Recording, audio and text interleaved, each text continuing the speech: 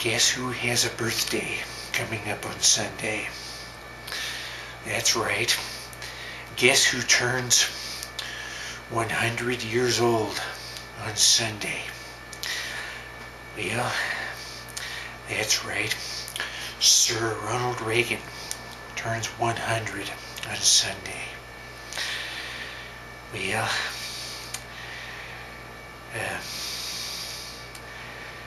Ronald Reagan, that's right. I used to be president, but now I'm going to turn 100. Isn't that amazing? They've got a birthday coming up. I wonder what sort of presents I'm going to get. I'm going to get to blow out 100 candles on my birthday cake. Well, and you notice he always did say, well, all the time. Did you notice that Ronald Reagan, also known as Sir Ronnie, he always did say, well, all the time. Like every time at a press conference or something, he would always say, well, you've got a question there. And the reporters in the audience would ask him a question. He would always start out like this. Well, that would always be his answer. His answer would always start out with, well, every time, just about, almost, that's what he would say. Well, like, Mr. President, how come are you gonna play Donkey Kong tonight? Well, if poo.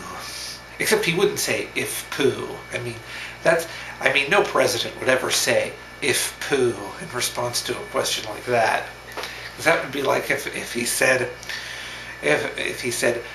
because it bips, or when the bubble gum busts, or something like that, or Mr. President, what presents are you going to get for your 100th birthday? Well, a dried up booger. So I mean, that's the type of silly answers that no president would ever be caught giving to anybody. I mean, those are just answers that you're supposed to give out when people ask stupid things. Now, people tend to ask presidents smarter things like that. Now, it's not like Reagan really gave him smart answers or anything, but that's just the way it is. I mean, if people ask stupid questions, you're supposed to say, if poo, or because it bips, or Michael McDonald, or when the bubble gum busts, or things like that. So that's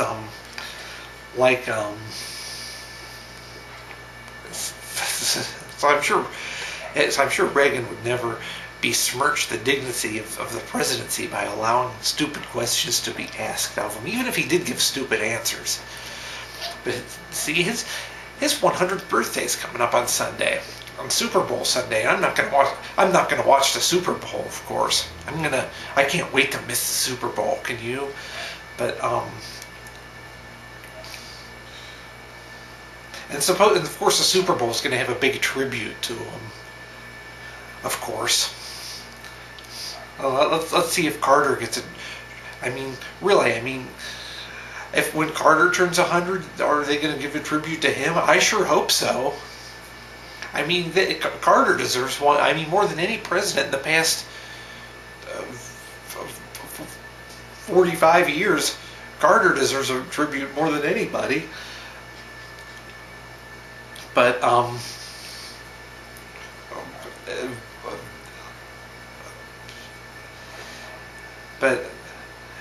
and notice how Carter doesn't have any public landmarks named after him. I mean, Reagan has a ton of them now. But somebody actually, the 12th Street Bridge between Covington and Newport, they actually seriously considered naming that after Carter, but they didn't. Or I don't know if the highway department seriously considered it. But there's somebody suggested, so like one of the local newspapers had a survey. I think it was the Post. Pick up the Post. that the Post. I think they had a survey saying, asking what the bridge should be named after, who or what the bridge should be named after. And some people actually suggested Jimmy Carter, because Cincinnati already had the Ronald Reagan Cross County Highway. And they named that highway right because it was so over budget, and it's outdated anyway. But look, honestly, now how come people now think Reagan is so great? I mean, there's been this revisionism of the Reagan years. People think he's so great, and I feel sorry for any American under the age of 30, because they've never really had freedom. You know that? Any American who's younger than 30 has never had freedom. I mean, at least I'm a few years older, so at least I'm old enough to still remember what freedom was. I'm just barely old enough. But the younger generation, they don't know what freedom is.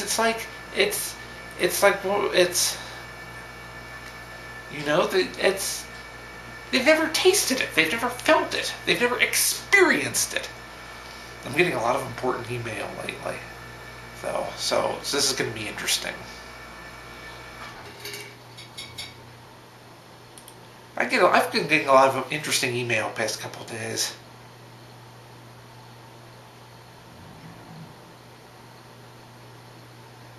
People are not.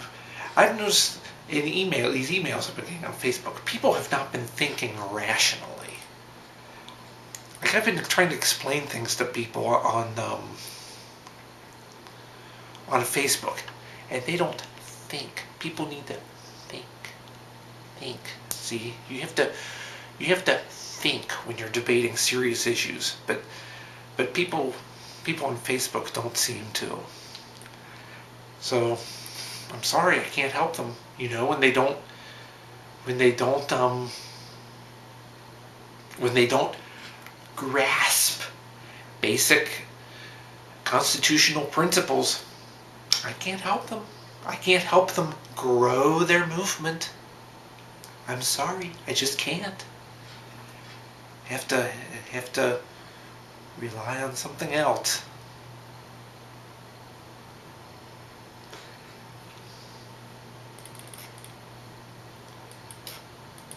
People think that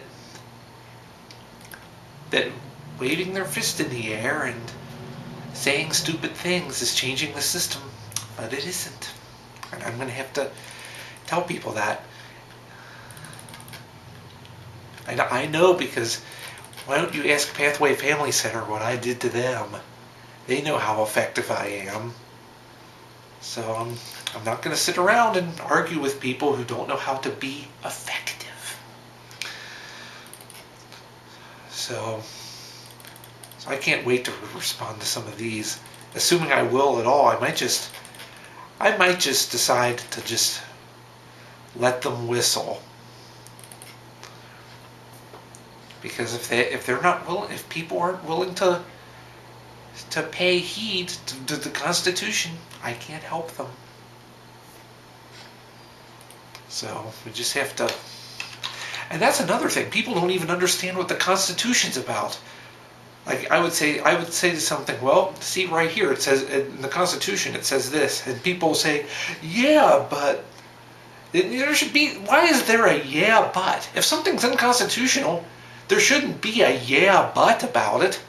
If it's unconstitutional, that's it. You can't do it. But people are here trying to argue and saying, yeah, but. No, it doesn't work that way. If it's unconstitutional, it's unconstitutional. There's no yeah, but about it. I mean, are people dense or something? But, I can't say that I didn't help you. I can't say I didn't try. So, you can't blame me for that if your movement doesn't go anywhere.